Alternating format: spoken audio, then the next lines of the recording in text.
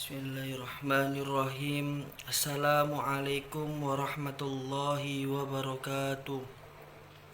Yang terhormat Ibu Nini Aziza SHIMH sebagai dosen pengampu mata kuliah Hukum Perlindungan Konsumen. Di sini saya mau memperkenalkan diri saya terlebih dahulu. Nama saya Muhammad Alif Ramadan dari Prodi Hukum Ekonomi Syariah semester 6, dan saya di sini mau memenuhi tugas ujian akhir semester mata kuliah Hukum Perlindungan Konsumen.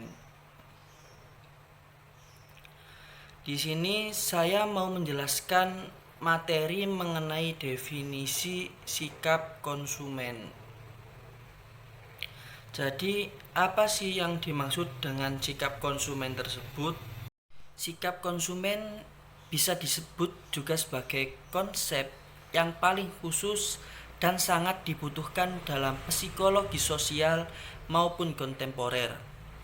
Dan sikap juga merupakan salah satu konsep yang paling penting dan yang digunakan pemasar untuk memahami konsumen tersebut. Definisi awal sikap dikemukakan oleh Truston pada tahun 1993.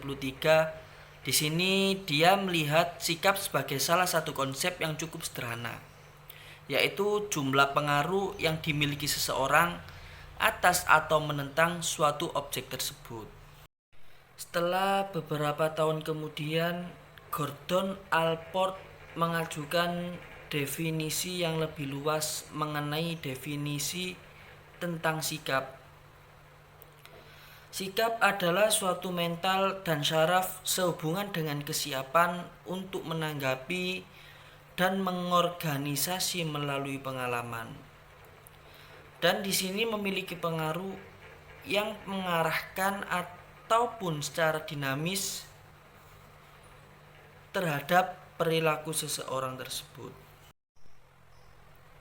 Setelah kemudian definisi yang dikemukakan oleh Gordon Allport tersebut mengandung bahwa makna sikap adalah mempelajari mengenai kecenderungan dan memberikan tanggapan terhadap suatu objek baik disenangi maupun tidak disenangi secara konsisten.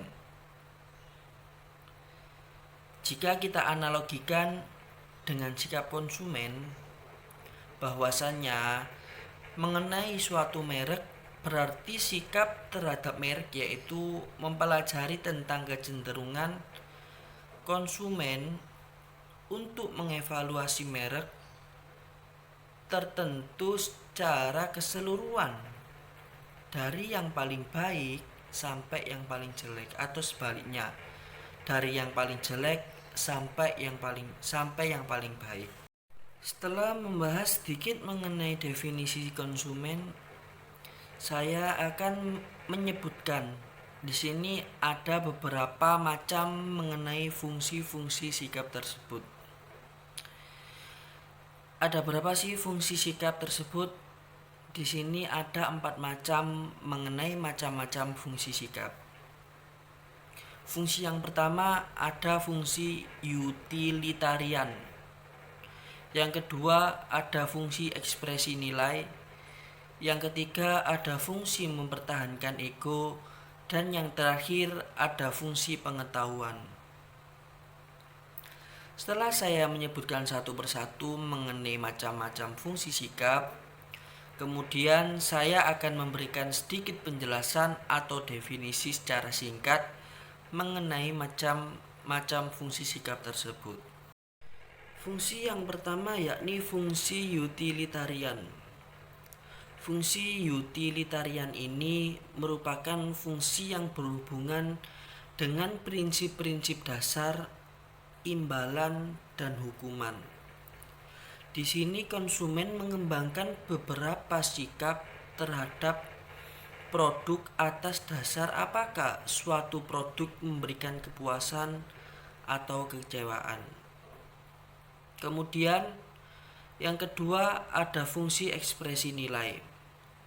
Fungsi ekspresi nilai ini merupakan konsumen mengembangkan sikap terhadap suatu merek produk, akan tetapi bukan didasarkan atas manfaat produk itu, tetapi lebih didasarkan atas kemampuan merek produk itu dan mengekspresikannya mengenai nilai-nilai yang ada pada dirinya. Kemudian fungsi yang ketiga yakni fungsi mempertahankan ego. Fungsi mempertahankan ego ini merupakan sikap yang dikembangkan oleh konsumen yang cenderung untuk melindunginya dari tantangan eksternal maupun perasaan internal, sehingga kemudian akan membentuk fungsi mempertahankan ego tersebut untuk dirinya. Dan fungsi yang terakhir yakni fungsi pengetahuan. Fungsi pengetahuan ini merupakan sikap membantu konsumen mengorganisasikan informasi yang begitu banyak setiap hari yang telah dipaparkan pada dirinya. Sehingga fungsi pengetahuan dapat membantu konsumen memberi informasi mengenai ketidakpastian dalam memilah-milah informasi yang relevan dan tidak relevan dengan kebutuhannya. Kemudian setelah saya menyebutkan dan menjelaskan mengenai fungsi-fungsi macam sikap, saya akan memberikan penjelasan mengenai terdapat 5 cara penting yang mempengaruhi perilaku konsumen. Di sini ada 5 yang dapat mempengaruhi perilaku konsumen. Yang pertama ada sumber daya konsumen, yang kedua ada motivasi dan keterlibatan, yang ketiga ada pengetahuan, yang keempat ada sikap, dan yang terakhir ada kepribadian, gaya hidup, dan demografi. Yang pertama yakni ada sumber daya konsumen. Sumber daya konsumen ini bahwasannya setiap orang membawa 3 sumber daya dalam setiap pengambilan keputusan.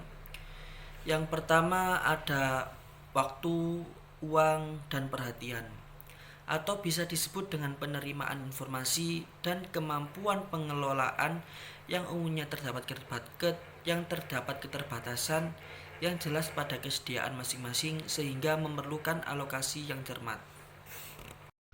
Kemudian yang kedua ada motivasi dan keterlibatan. Motivasi dan keterlibatan ini merupakan psikolog dan pemasar yang bersama-sama agar selalu mementingkan untuk menjelaskan apa yang terjadi bila perilaku yang diarahkan pada tujuan diberi energi dan kemudian diaktifkan. Selanjutnya, yang ketiga ada pengetahuan. Pengetahuan ini hasil belajar yang dapat didefinisikan secara sederhana sebagai informasi yang disimpan di dalam ingatan tersebut. Dan kemudian yang keempat ada sikap. Sikap ini sebagai suatu evaluasi menyeluruh yang memungkinkan orang merespon dengan cara menguntungkan atau tidak. Menguntungkan secara konsisten, tidak berkenaan dengan objek atau alternatif yang terikat. Dan yang terakhir ada kepribadian, gaya hidup, dan demografi. Mengenai kepribadian, penelitian terhadap kepribadian sangatlah penting dalam psikologi klinis. Tetapi sebuah konsep diperkenalkan oleh Pierre Martineau pada tahun 1950-an ketika ia mengajukan hipotesis bahwasannya produk juga mempunyai kepribadian citra merek tersebut.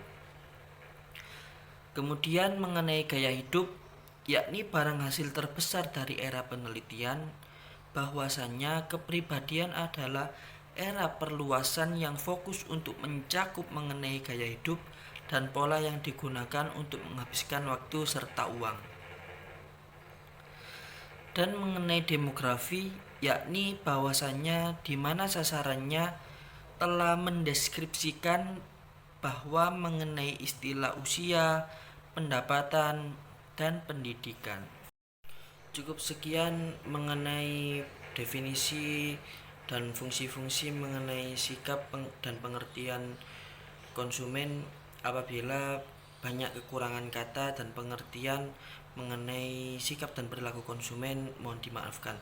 Wabillahi taufiq wal hidayah. Wassalamualaikum warahmatullahi wabarakatuh.